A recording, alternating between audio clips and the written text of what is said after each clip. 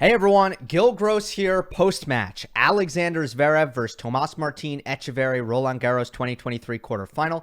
If you're not here for spoilers, click off the video in 3, 2, 1.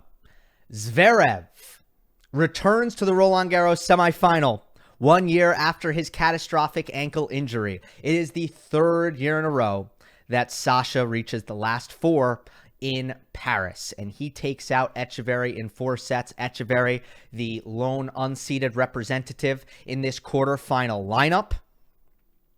And I will break it down. Just want to say, programming note before I forget, probably won't have a post-match for Rune Ruud just because of my recording schedule today. I got to do 3. I got to do the semifinal preview. I'll talk about Rune Ruud.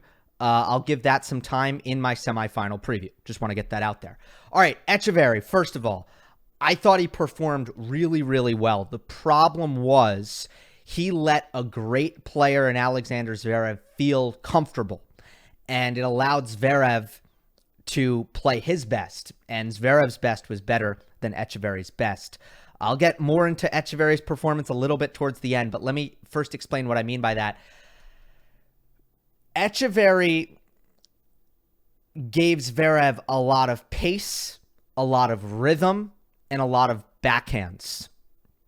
And it just felt like Zverev got super comfortable with the things that Etcheverry was throwing his way, which are a lot of good things. Etcheverry hits a very heavy ball, big forehands, fairly consistent. He serves big.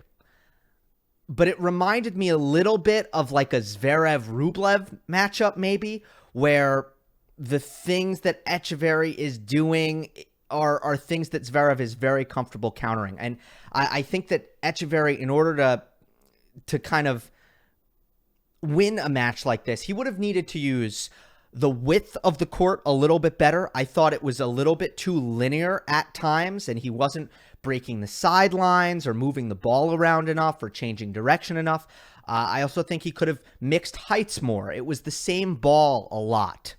It's a good ball. It's a heavy ball, but it's the same ball a lot of the time. And then outside of that, and I guess let me just say, mix in the higher loopier ball.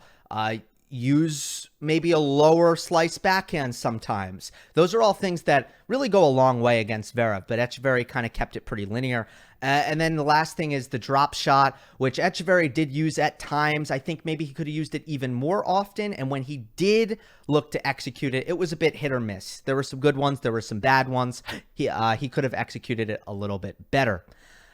So again, pace, rhythm, backhands for Zverev. Let me just say, Zverev's hit 238 forehands versus 263 backhands. I think the best way to play Zverev is to make him hit more forehands. Not because his forehand isn't just as big as his backhand, but because it misses more and because you get more short balls. You get more balls to attack. Zverev, on his backhand especially, will absorb and redirect that linear power with ease. And Gruskin in the preview made a good call with Etcheverry that a lot of his attack is predicated around breaking down the righty backhand in the ad court, particularly the fact that he goes vast majority cross court with his backhand, doesn't hit his backhand down the line very often. And he does have a good way of kind of leaning into that backhand cross court and hitting it deep and kind of penetrating. But Zverev is so rock solid in that wing that what Etcheverry is looking for when he takes his backhand cross court is a ball to attack with the forehand. And Zverev is not going to give him that. And then on the forehand side of Etcheverry, there is a lot of, inside out. And again, he's not making any inroads there.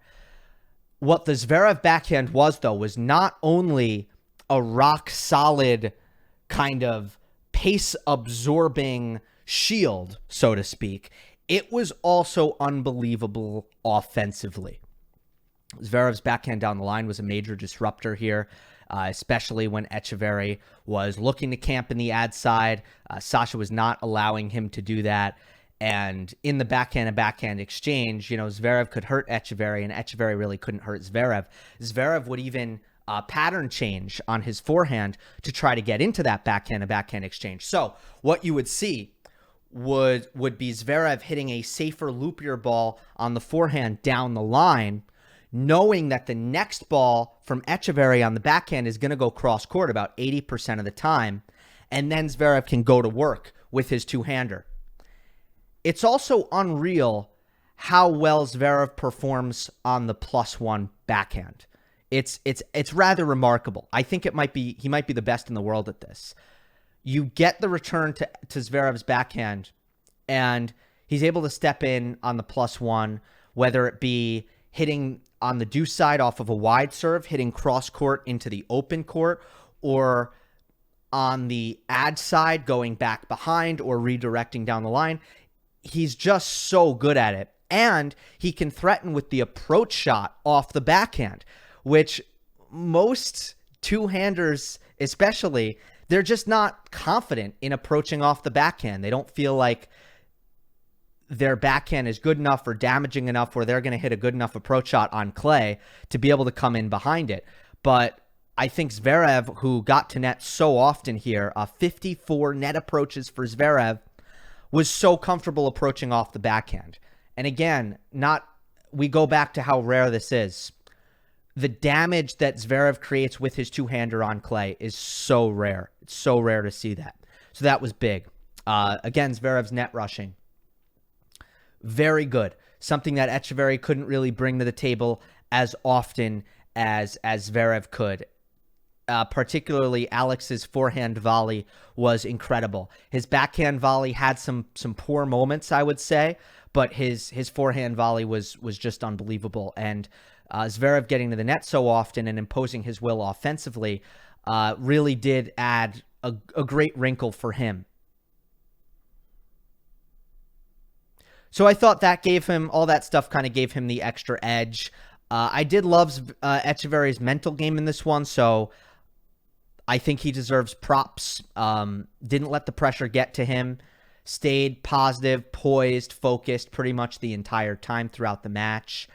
And I thought, whenever Zverev had his dips, and there were moments in this match where Zverev beat himself, Etcheverry didn't really have those moments. That's where I think Etcheverry was better than Zverev, is he was a little bit more even throughout the match. Zverev had moments where he was beating himself, and Etcheverry took advantage of those moments each and every time. So Tomas Martin, again, start to finish, played a very engaged match mentally. And I thought put in a good performance, just doesn't have enough in his game to disrupt Zverev. And here you just have a very comfortable Zverev who started firing off the forehand, much better off the backhand, using kind of finishing better because of a lot of the net rushing stuff and the versatility that he brings, and defending so well because Etcheverry just doesn't have enough variety in his attacking to really be able to consistently bother Zverev's defense. So he moves on to the semifinal. And again, I'll have the semifinal preview for you, including Djokovic-Alcaraz, a little bit later on today after Rune and Ruud finish up. Hope you enjoyed. Don't forget to subscribe. I'll see you next time.